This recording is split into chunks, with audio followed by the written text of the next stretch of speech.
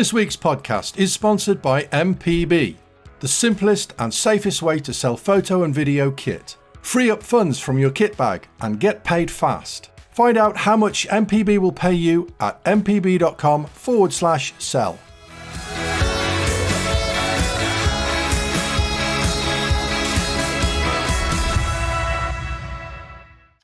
Good evening and welcome to the AVForums Movies Podcast, streaming live on the 11th of April 2022. I said that in a really weird way for some reason. We are here to talk to you about films and TV and all of that sort of business. But before we do, I just want to say hello to my very good friends, Mark Costello. Hello, Tom. And Simon Crust. Good evening. Hello. Welcome. And I'm Tom Davies, in case I forgot to say that. I did forget to say that. We know, Tom. We know by now. Yeah, the infamous Tom Davies. Tom for Davis. Yeah. I hope you're well, gentlemen. How are you doing, Mark? Yeah, I'm good. I'm blue. This is my natural state. This is no filter applied. I'm good, thank you. A hectic week at work, but it's all the better for heading into the long weekend. Oh, no shop talk, Mark. Sorry. What about you, Si? How's it going? My health is well. That's good. That's good news. That's about the only good news I have. My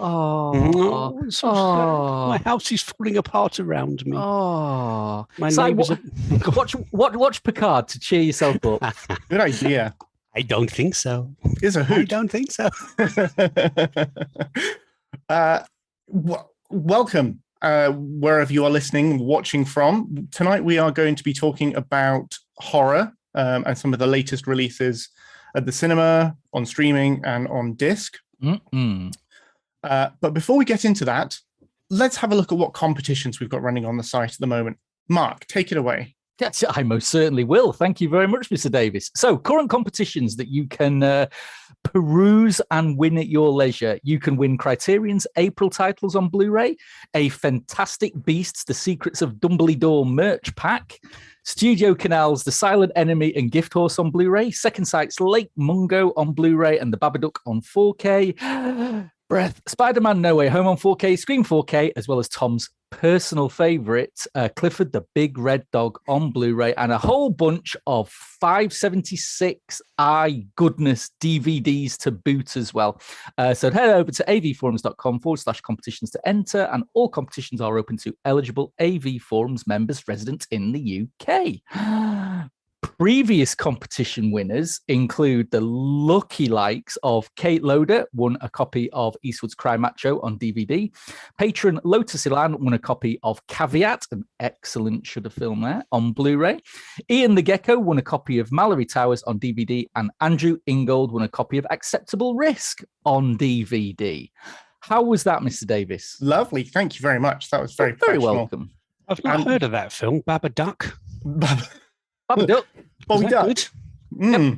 Yep. Excellent. I did go and see Clifford the Big Red Dog a couple of weeks ago. It was quite an experience. It was. In what way? That was absolute trash.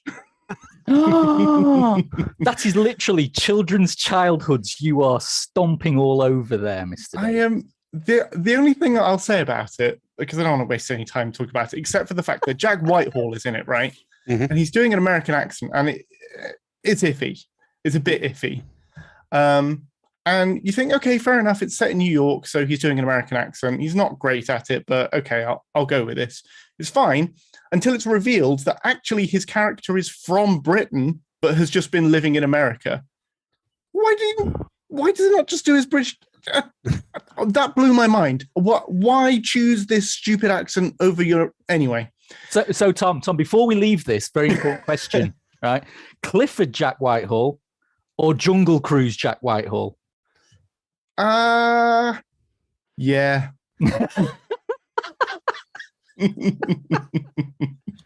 Enough said. I've got nothing against Jack Whitehall. I just don't think he's very good. I like Bad Education. I can't say any more than that. Sure, and I like Fresh Meat. So both TV shows. Enough of the Whitehall loving. Yeah.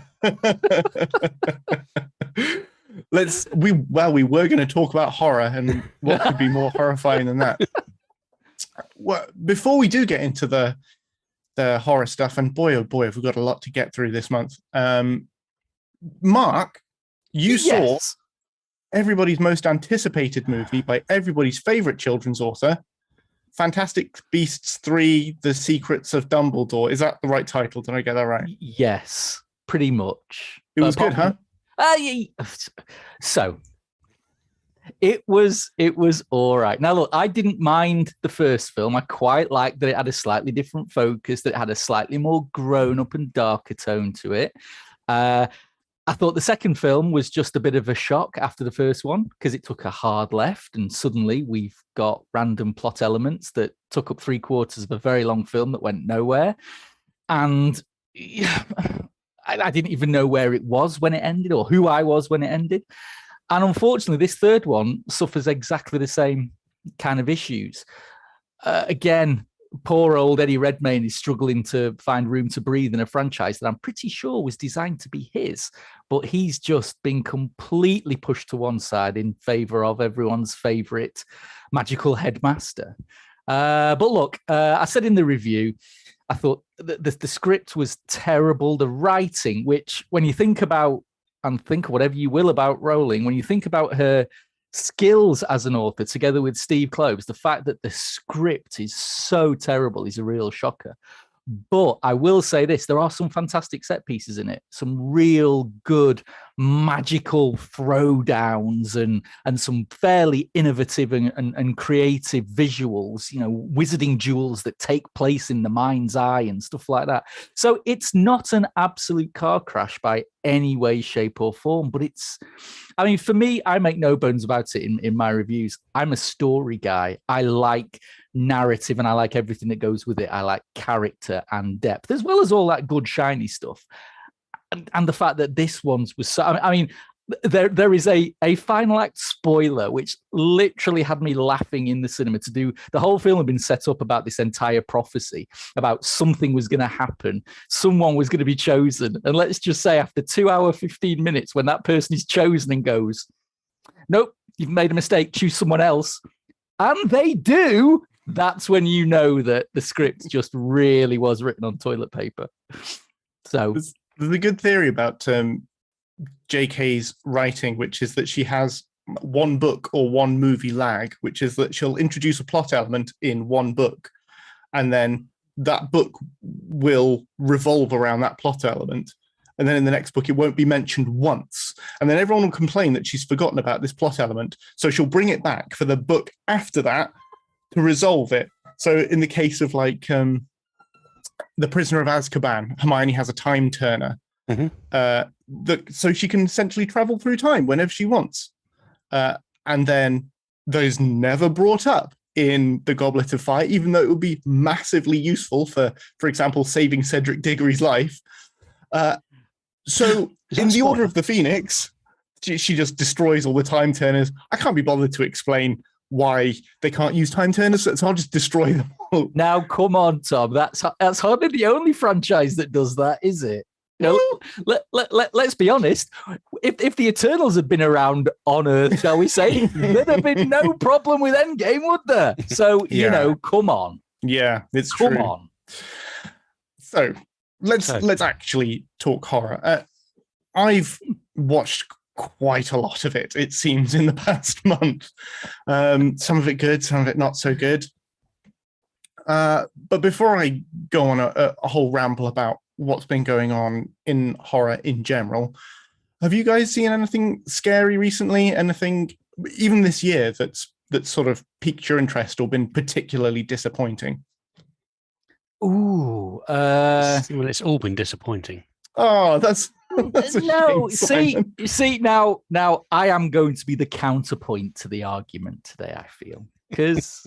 Well, no. So in terms of disappointing, I think the one that annoyed me most was the new Texas Chainsaw Massacre. You know, and believe me, if you've read both my Scream reviews, you'll know I've got no love for that latest entry either.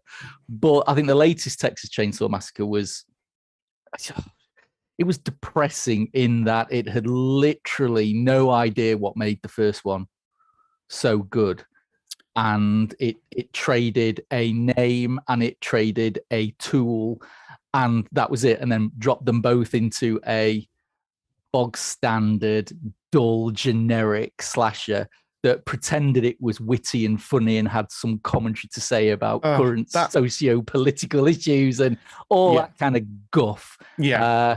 Which, you almost expect that of generic Blumhouse franchise entry part 17. You don't expect it from something bearing the title of Texas Chainsaw Massacre. But then again, let's be honest, since Texas Chainsaw Massacre Part 2, they've not all been really good, have they? So...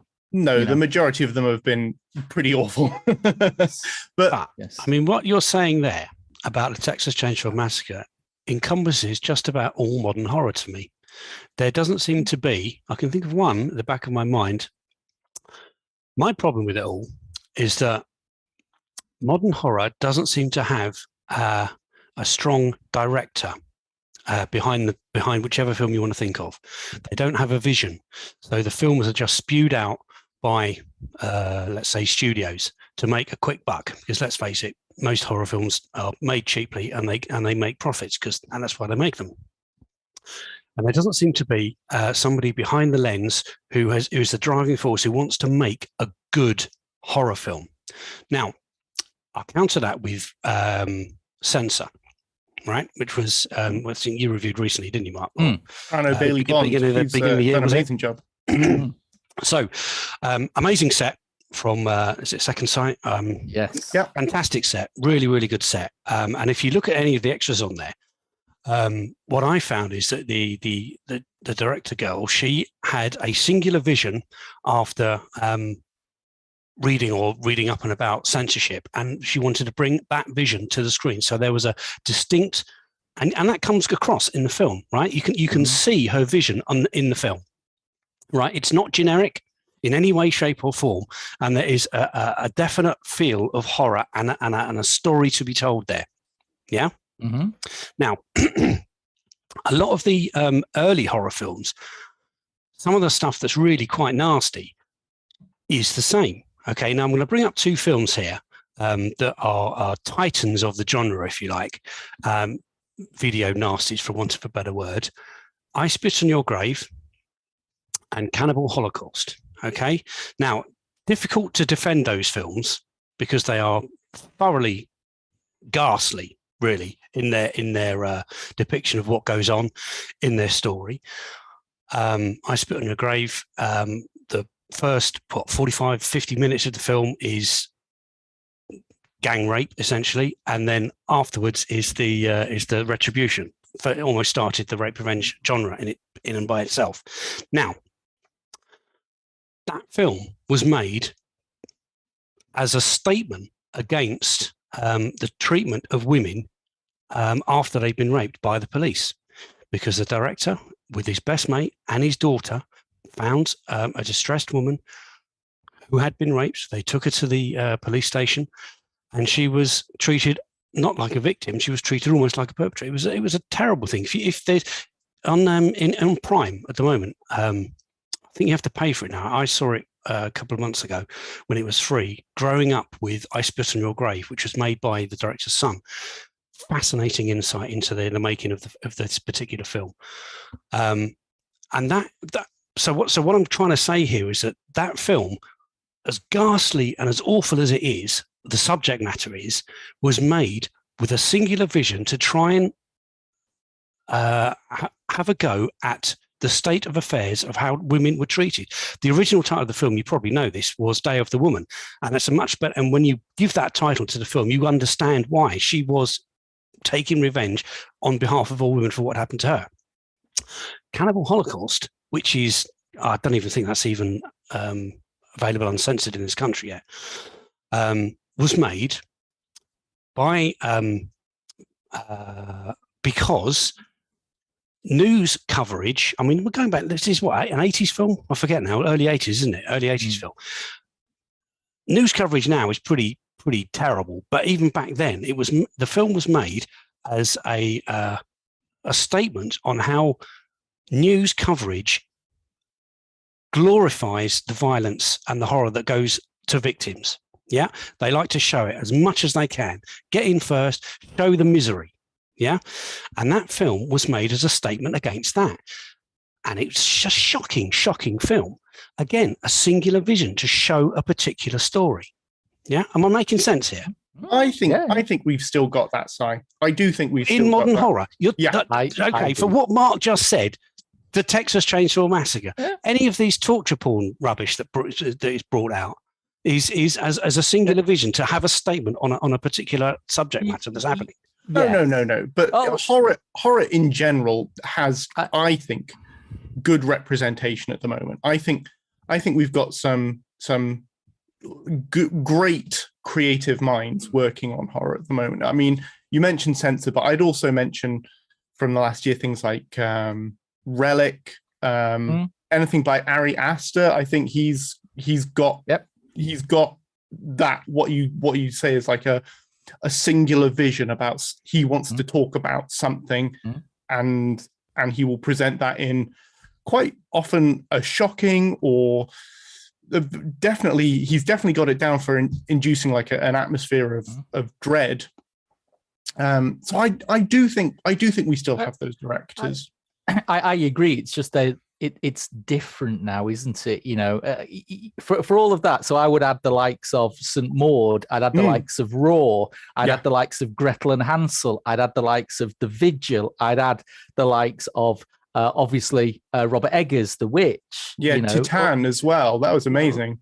Less Titan. Let's be honest. You weren't keen on that. It was all right, but I like the non-horror bits more in Titan than the horror bits. So I think it is there, but I think we are now finding it in the much smaller.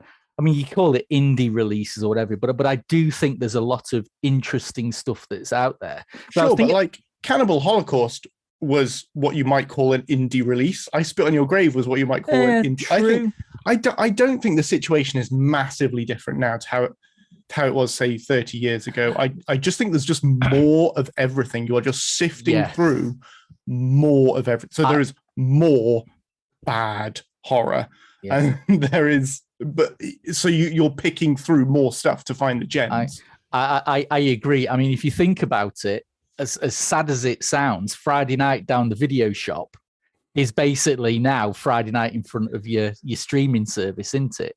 It's all still there. You've got just as much crap, you know, as you had on the shelves. And let's be honest, if it wasn't for those lurid covers of our childhood, the films were rubbish 90% of the time. So, and we still have that, but we've lost the fun element of the covers, the ceremony of going to buy them. And so it's like with most things, isn't it? You know, I started to think of some comparators of, you know, think of an old school classic and think of a modern day counterpart, you know, and you can find them just about. So for example, The Shining, all right? Now, peerless as it is, but I'd argue that Dr. Sleep was a really, really, really good follow-up. And of course, it's Mike Flanagan, who is potentially one of the new voices of horror. You know, for The Wicker Man, you've got Midsommar. For Rosemary's Baby, I threw a curveball in there with something like Anything for Jackson that's on Shudder. For The Exorcist, you've got The Witch. For Alien, you've got A Quiet Place. You know, there are, you know, and of course, some of those films are not quite the genre classics, you know, that we've talked about, but then again, they haven't got 40 years of not a lot else challenging it that those films had. But I do think, I agree,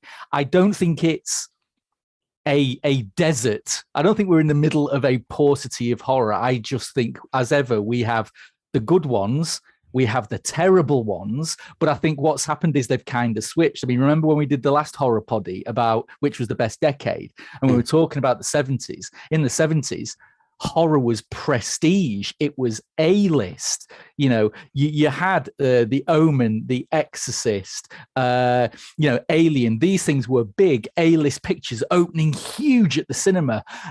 And those aren't anymore. That is not where horror is happening anymore. It is happening on the little streamers. It is happening on the cheeky little Blu-ray releases. And so I just think the way we are seeing and consuming horror has changed. But I'm with Tom. I think it is a not necessarily a purple patch, but I think that list that we reeled off there, I didn't even mention Possessor from Brandon Cronenberg. Oh yeah, amazing. Was excellent. And I do think they are there, but it feels different. I think that's true. I think we're having to look harder for it. And stuff, even now, stuff is passing me by and I'm not realizing it. Just in the last week, I went through a trawl of stuff just to see, like, I bet there's stuff that I missed last year that you saw them all, Tom. You saw them all. Every single film.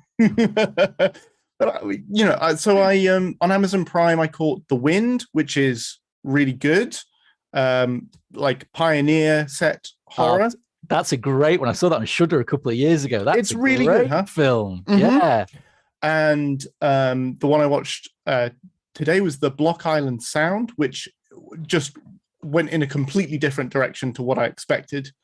And I was again really impressed by it.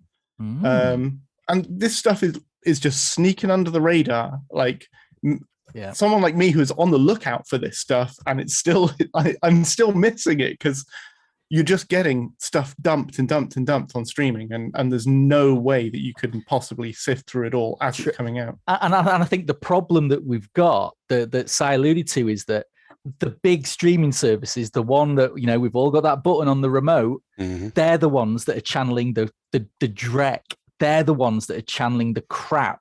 Yeah. It is the likes of Shudder. It is the likes of Amazon Prime and a lot of the other smaller streaming services where you really have to search it out, as it were. So I think part of the problem is exactly the horror that's front and center and in our faces and in our living rooms is the crap, unfortunately, which can skew perception, I think. And also the stuff at the cinema also tends to be, I don't want to say the crap necessarily, because we have had a couple, like you named The Vigil, Mark, and that was the cinema release, and I really enjoyed that when I went to see it at the cinema. I think I reviewed it for the site as well. And it's on Netflix at the moment, I think. It's really good. That's a smart movie. But so much of what's coming out at the cinema as horror is just so samey, is what I want to say. I think the exception to that is maybe James Wan, who occasionally puts out a big budget, crowd pleasing, semi decent horror movie. Just say Malignant, Tom. Don't beat around the bush. Just say Malignant. You're amongst friends. Friends. I still don't know if I like Malignant. I don't know if I like it. I would watch it again, but I don't know if I like it. It depends. It depends how much of it is intentional. but having said that, what have we had at the cinema in the last 6 months? We've had yet another Halloween sequel that's been a big pile of poo. We've had another slasher sequel recently called Scream that was a big pile of poo. We are still getting the franchise sequels are hitting the cinemas just like they did back in the 80s. Except, and guess what? People like us back then were telling, the youths of the day then, oh, they're all a load of crap. And now we love them. So, again, the more things change, the more they stay the same. A wise man once sung. I just want to go to the chat here because there's a couple of films been listed. Cradle of Fear. I haven't seen that one. No. I haven't seen that one. It Follows. Oh, yes. That's a I cracker. love It Follows. I really, really like it. That whole concept, the way it's filmed, brilliant. I think I might have even reviewed that one on the site when it came out. Awesome. I really enjoyed that one. Again, nothing quite like it before or since, actually. Well, unless your name's John Carpenter. No, it's not.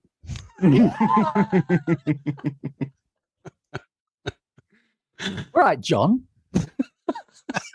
You got a new motor? Now you're showing your age, son. Now you're showing your age. Good God, man. So basically, is that a roundabout way of you finally admitting that you were completely wrong? I never. I hate modern horror except for this one and this one and this one and this one and this one. There you go. I guess as good a time as any to talk about some of the latest, the most recent releases. Like I say, all of which I seem to have been given to review, but some of them have been good. I'm going to say good. So recently, I've been through You Are Not My Mother, which is an Irish independent film. Antlers, which is an interesting American horror, and Fresh, which is a surprising entry on Disney Plus. And all of those, I would say, have been good horror movies. I don't think any of them are great, and I don't think any of them will make hugely lasting impressions. Maybe You Are Not My Mother will, if the director goes on to continue to make stuff like that, I would say. But I think I've given them all a 7. I think all of those 3, 7. It's quite good, 7. And didn't you also do The Night House as well, Tom? I didn't review The Night House, but I did watch it, and that movie took me by surprise. I would say that is maybe one of the better horror movies of recent years. And another surprise entry on Disney Plus. It just popped up, didn't it? Yeah. If you haven't seen it, it's about a woman who loses her husband and has to live in their specially designed grand house on a lake all on her own. And the use of, I guess you call it a negative space in the house to create outlines of people is so spooky. And if you have a look into the director, I can't remember the director's name now, which is bugging me, but if you have a look into his Twitter feed, he has done a blow-by-blow account of how all of the effects were created, 90% of which are practical. So they really did model sets to look like human cutouts. And it's just absolutely fascinating. One of those movies where the making of is as interesting as the movie. Go on, what? David Bruckner. David Bruckner, thank you very much. Check him out on Le Twitter. And yeah, so that's a great shout, Mark. Yeah, that's a really good one. But it's another example of exactly what you're saying. It just pops up. It's just there. Very little fan. But I know it got a cinema release, but it came and it went. And next, it just squeaks out one Friday on Disney Plus. And it's odd.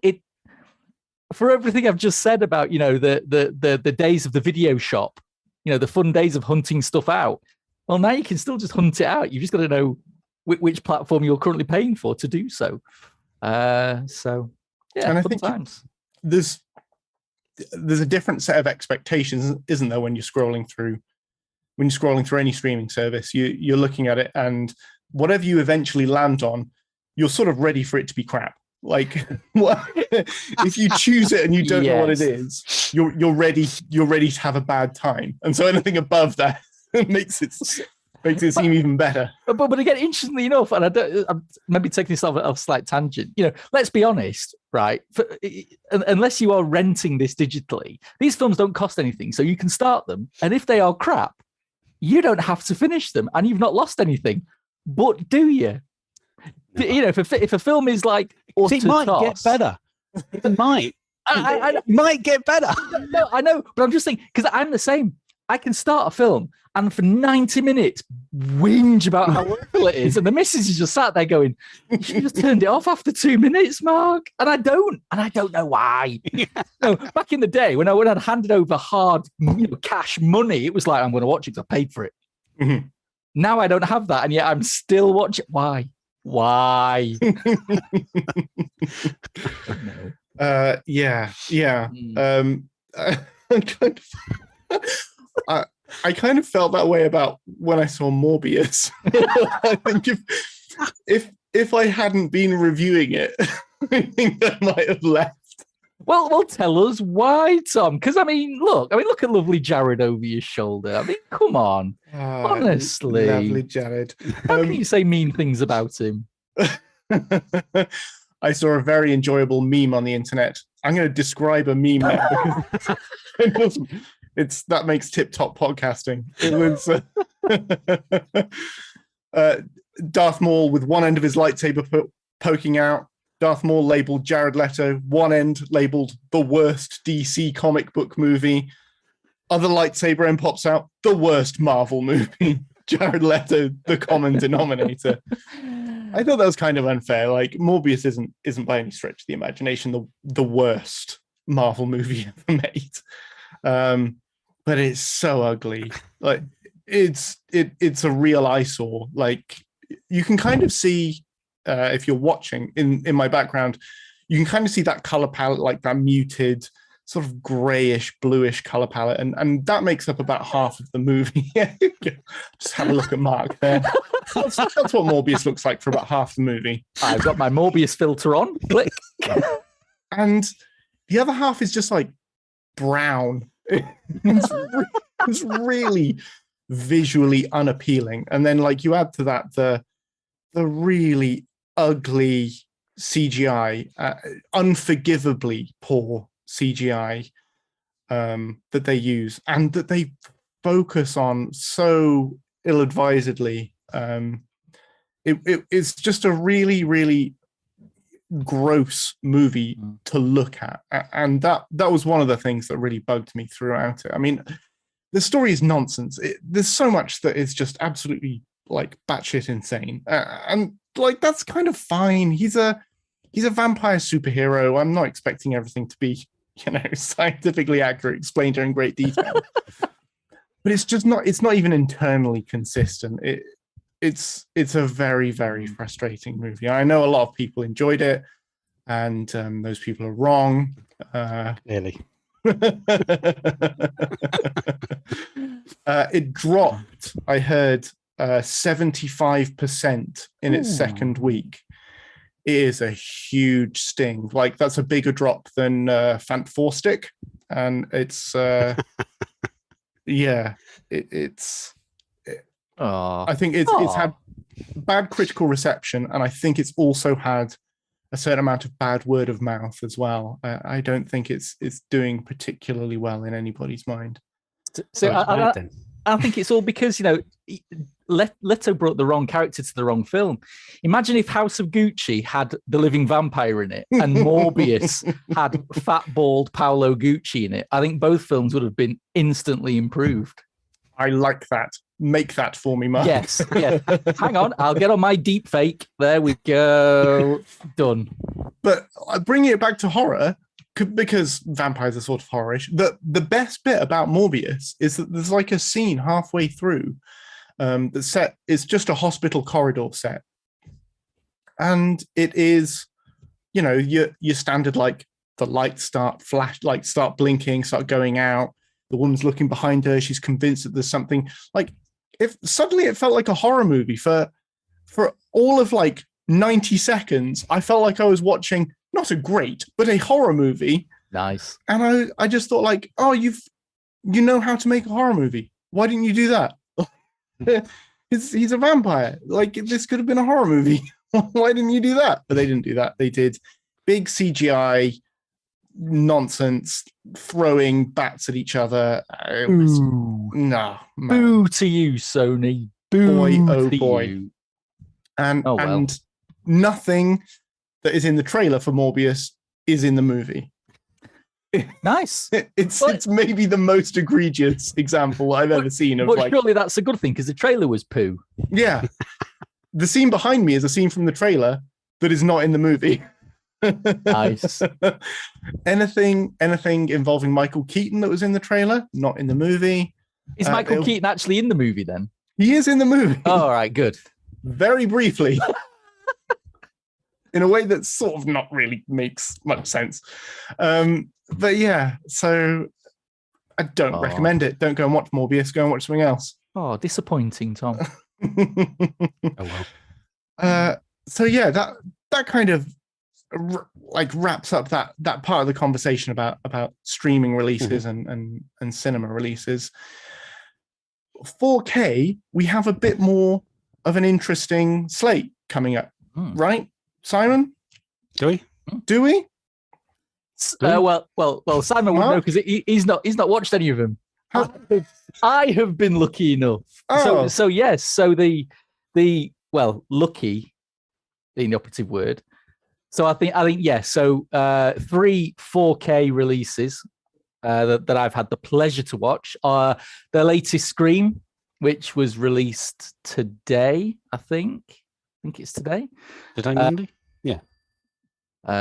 Yes, today's Monday, isn't it? Oh, terrible. Again, yes, I've seen it twice now. It doesn't improve. It's a very competent slasher, but the film itself is just a very, very poor Scream movie. Easily the worst of the franchise. It spends too much time in love with Wes Craven and the first film to forget it actually has to do anything of its own merits. So it's not great.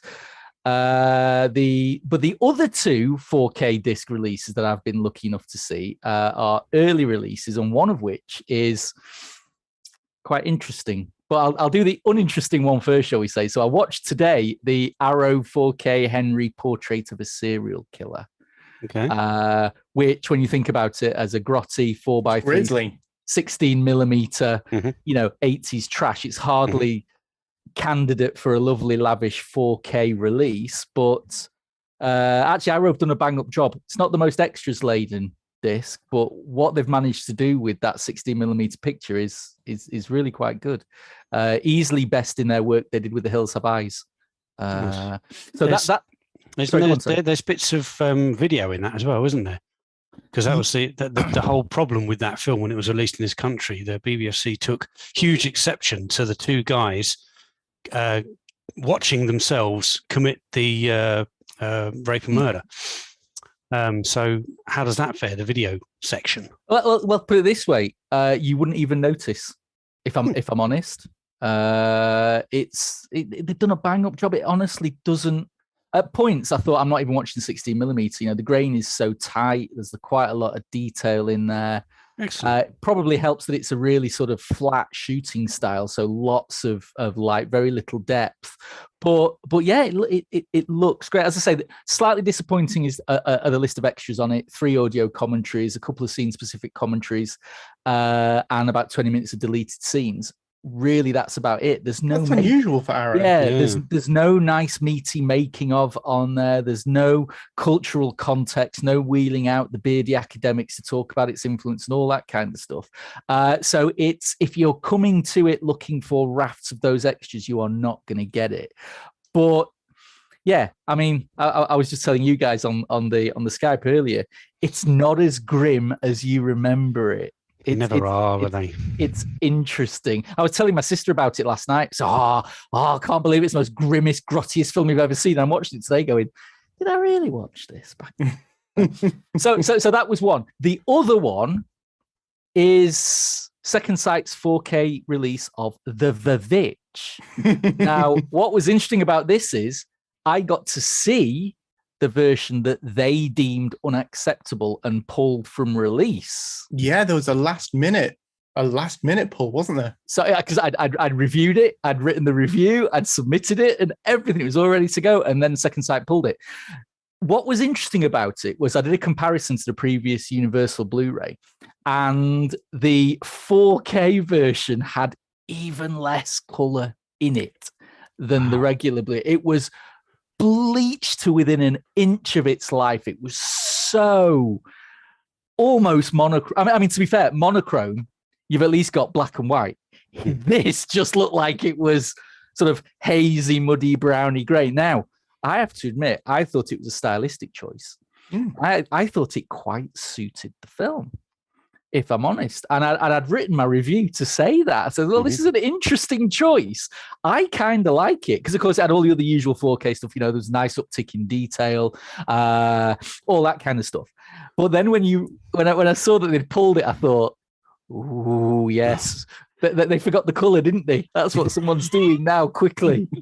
So it'll be really interesting to see the new release, to see if it does differ considerably from what they'd put out before. So yeah, that was interesting. Going against type, I haven't ordered the Witch box set. I've been expressly forbidden, I'll be honest, from ordering it. So yeah, it'll be interesting. It'll be interesting to see what happens when it does come out. It will, and I'd put in the review that of all the second sight releases that they've done so far, this was possibly the one that did not justify Second Sight's usual high price tag for its collector's edition. Yeah, maybe so. Because in essence, the only real extras were about an hour and 20 minutes of new interviews, which didn't tell you anything you couldn't find if you ever a quick search on YouTube. And what was worse, they put on some legacy features, which featured an awful lot of the same kind of anecdotes and the same kind of stories. So it really didn't feel like one of Second Sight's big releases, not when you compare it to something like Lake Mungo or Censor or something like that. So speaking of Lake Mungo, that was one of the box sets that I held off on. I didn't pull the trigger on that at the time, and sort of semi regretted it. But last month they released their standard edition of Lake Mungo.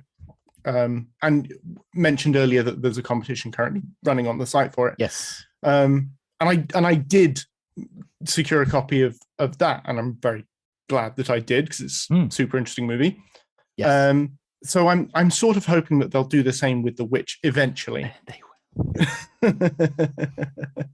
Well, but I mean, we talked about this before, didn't we? It is the new boutique model, isn't it? Yeah. Release the super expensive edition, get the cheddar in, and then release the bare bones later. But of course, now it's so ubiquitous, we all know it's coming. So we pick and choose, don't we? We pick which box of gloriously expensive and overwrought tap we want, and we then don't buy the ones that we don't, because we know a cheap one will be coming. So. But please, Second Sight, make a standard edition, please. Yeah. So there's an ongoing rollout of always an ongoing rollout of interesting stuff. Always. Yes, there is.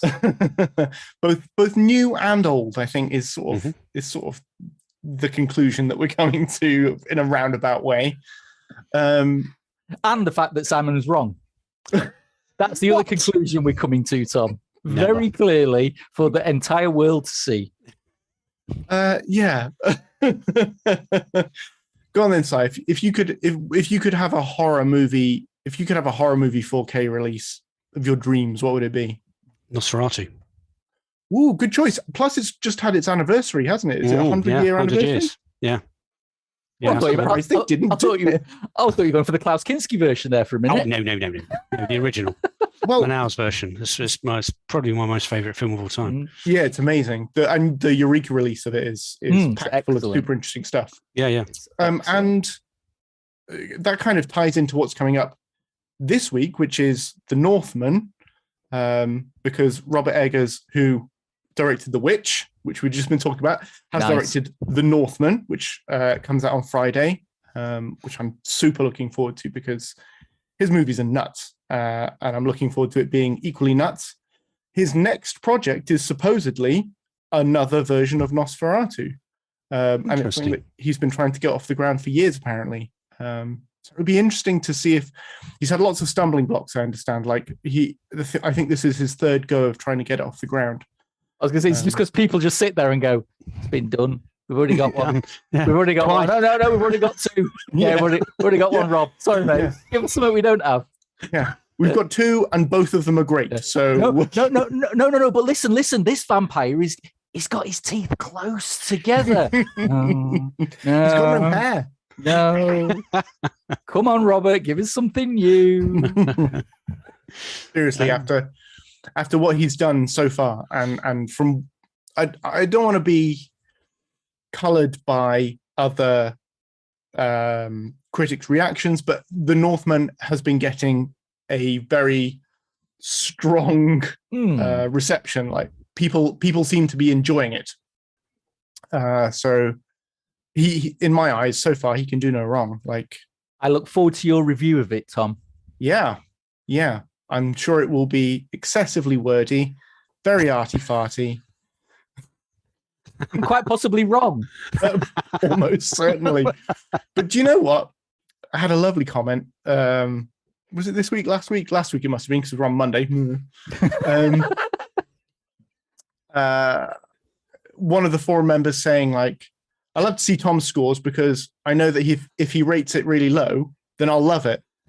And I thought that that's brilliant. Like I'm providing a service to that person. That is awesome. I am giving as much value for money to that person as I am to the person who agrees with me. So, do people agree with you, Tom? Do they? Yes, many people. They just don't write it down. That is true. They just think it. Yeah, that's right. They don't feel the need to.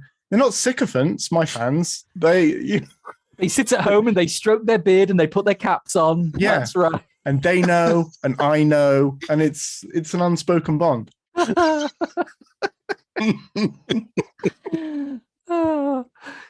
of them, absolutely. Anyway, shut up. Anyway.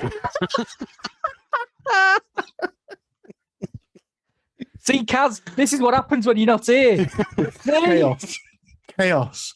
Oh, T-Mob happy. Yeah, absolutely.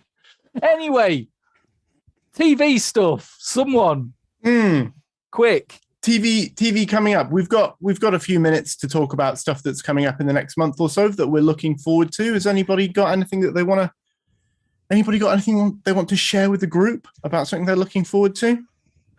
Picard. Yay! No. So I can tell Si all about how it ended. You can tell me all you want. I'm still not going to watch it. It's total trash. Nobody cares. It's ridiculous. And there's going to be a third season. I mean, what the? We've done it. We've done it, Tom. How can there be a third season? And it's so crap. They've got to bring back everyone to try and get people into it. Oh, not everyone, Simon. Well, Will. I mean, who misses him? And he has to sit there. He's the one that's doing all the press junkets for Picard as well. So he has to sit there and interview all of the stars that are coming back. And he has to sit there with that polite grimace on his face, like when he was interviewing Patrick Stewart. Yeah. He must be used to it, though. I mean, years ago, was he? He wasn't in Generations, was he? I don't think he was in Generations. No. When Generations first came out, the UK premiere had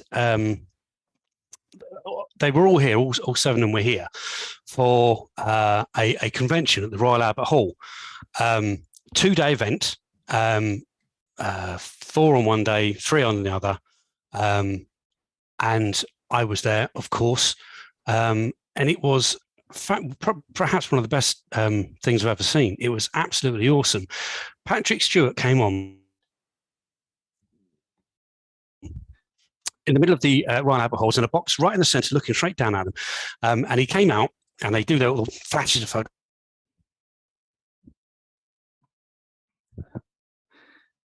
Oh no, we've lost Simon. Oh no! What? He was getting to the meat of his story. Something was about to happen then. Patrick Stewart was about to jump into the audience and slap someone, I think was where he was taking that. Yeah, he crowd surfed. He crowd surfed to the back of the room. Oh, he's back. Simon's back. Quick, Simon, quick. Oh, mate, we missed all that. You were out. You were gone. Was I? I was gone. I was reliving my past. I was back in the Royal Albert Hall, watching the entire cast except Will Wheaton of The Next Generation. It was a fantastic weekend watching these guys. Did you hear my Patrick Stewart story? No, you didn't? Absolutely not. Okay, No. so when Patrick Stewart, I must tell you this because it epitomises what a great Gary is. When he came out on stage and the crowd goes absolutely nuts, and they all got microphones. He put his microphone down and he stood up at the front of the stage and he spoke to the Royal Albert Hall without a microphone, and everyone could hear him. Can you imagine how big? I mean, you know how big the Royal Albert Hall is, and he spoke and everyone could hear him. It was absolutely magnificent, and it just shows you what a character, what a strength of character that guy had.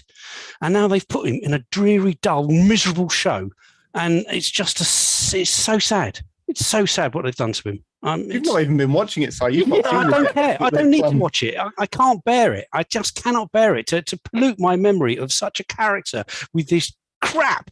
I just no, I won't. I won't watch it. I won't watch it. I can't. Man, it's got its following. People. I mean, I may have stirred the pot a little bit on the forums, as is my want. Terrible. And boy, oh boy, does it have its defenders. I was genuinely shocked about how many people just really love it. And I'm not one of those people. So I apologize for slating it. I don't really apologize. I'm not enjoying it. What's to enjoy? But you're watching it. So here we go then, Tom. So why are you still watching it? Just turn off. Just not watch it. I mean, yeah. I'm a season behind on Discovery. I stopped watching that. Yeah, so maybe I will. Maybe I'll just give up on it. Step away. Just step away. There's so much better out there. It might get better. They might explain why Soji has turned up in the past. They might explain why. Get better. It won't get better. Will they just get more frustrating? And will they explain where Alison Pill's chest has suddenly come from? Hey, I wouldn't hear a word said against Alison Pill. She's great. Yes, I know. And I saw so much more of her in this last episode as well. Yeah. That's what they've resorted to. No, I don't mind it. I'm watching it. I'm tuning in. I'm letting it wash over me. I'm interested to see where it's going to go. It's not going anywhere. It's going in the toilet. Anyway, other stuff that we don't hate. Move on. What are you looking forward to, Mark? Honestly, I'm not looking forward to an awful lot. Oh no, me neither. I you know me, I'm not a TV guy. I mean, I recently, you hate TV. Unless it's got dragons or boobs or John Cena rocking out to 80s hair metal in it. I'm not a huge fan. Have I got a TV pitch for you? I was going to say, just make me a TV show with all of that in. well, to be fair, Peacemaker nearly had all of it. It just had a giant alien cow in it instead of a dragon. I mean, in my pitch, the boobs do belong to John Cena. Is that okay? It's fine by me. Fine by me. So, no, do you know what? In all honesty, there's nothing that is tickling my fancy. But then again, I'm not a TV guy. You didn't even like Severance, Mark. Well, to be fair, you mean I didn't like the first 10 minutes that I watched and then turned that off? Yes, you're right. I didn't enjoy that, Tom. That's the best thing that's been on TV in ages. If you say so. It's so good. Does it have John Cena's boobs and 80s hair metal in? If the answer is no, it's not. I'm going to say yes. They're in the last 5 minutes of the last episode. Right, that's it. I'm in. Yeah, Severance is great. I finished watching that and now I'm despondent. I want more of it. I can't believe I've got to wait a year for any more of it. Well, to be fair, the one thing I might do is Kaz's review of, is it Ptolemy Gray, the Samuel L. Jackson one? That's very much piqued my interest. So I might be tempted to tuck into that one. If I'm honest. I don't know if either of you guys saw the first series, but there's a second season of Undone coming to Amazon Prime the end of this month. If you haven't seen it, I really recommend it. It's a rotoscoped show, starring Rosa Salazar from Brand New Cherry Flavor. Yeah, and she's really good in it, and and Bob Odenkirk is in it as well, from Better Call Saul. And it's just a really, really interesting drama that sort of explores like dreams and psychosis, and actually it might be magical space-time travel. And it's a really good show. So like Waking Life and The Scanner Darkly then? I was going to say Scanner Darkly. Yeah. Very much in that vein. And it looks really good. It's really nice to look at, and it's a really interesting story. And that continues. I think it's the 29th of this month on Amazon Prime. I'm going to put that straight to the top of the list of TV shows I'm not going to watch.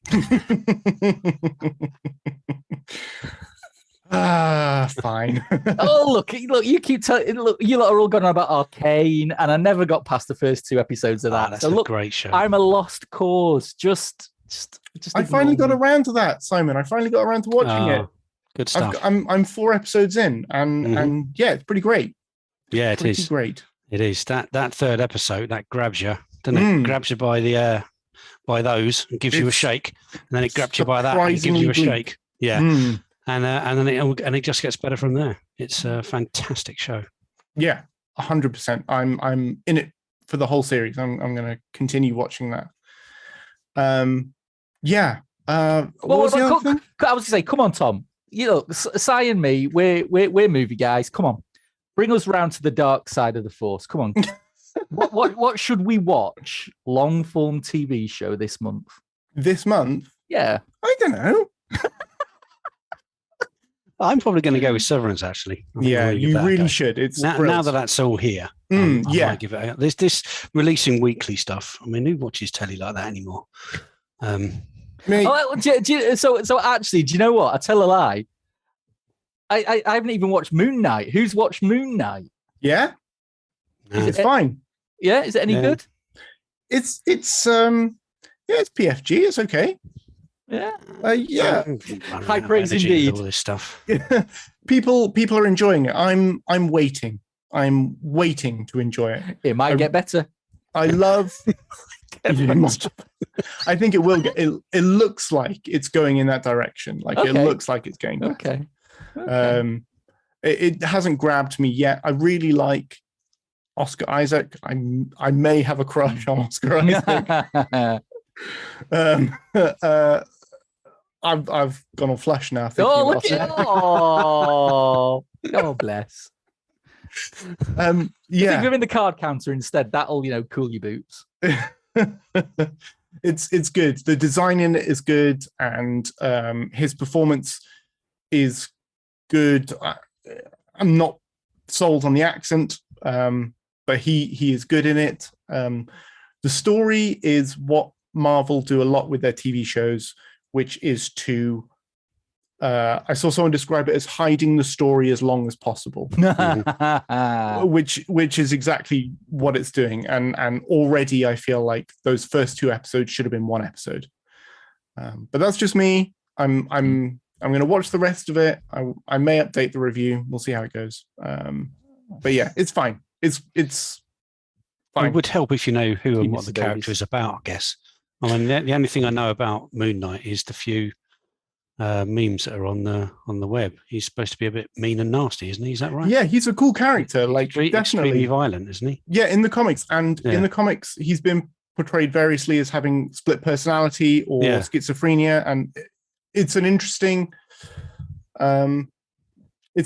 like, taken to the extreme, the idea of having a secret identity. It's like if Clark Kent didn't know he was Superman. That concept is interesting. I'm just waiting for that to play out in the TV show. Well, it may not. It might. So what are you looking for? What are you? So I was just carry on. I was going to ask. I was just going to say Ethan Hawke is in it as well, and he's great. Good. So what are you looking forward to, Tom? Just Undone. That's the only thing that I'm going to watch this month. Yeah. Probably. I'm going to wait for that. And in the meantime, I'm going to continue catching up on stuff like Arcane. I promised Kaz that I would watch Peacemaker. I finally got around to watching The Suicide Squad, and quite enjoyed it. Yeah, you don't need to watch that to watch Peacemaker. It helps, but you don't need to see it. That was an okay film. It was an okay film. Yeah, morally okay. Yeah, surprisingly watchable. Yeah. I had some fun. At the last hour, I had some fun. That probably wraps it up for us this week. Am I right?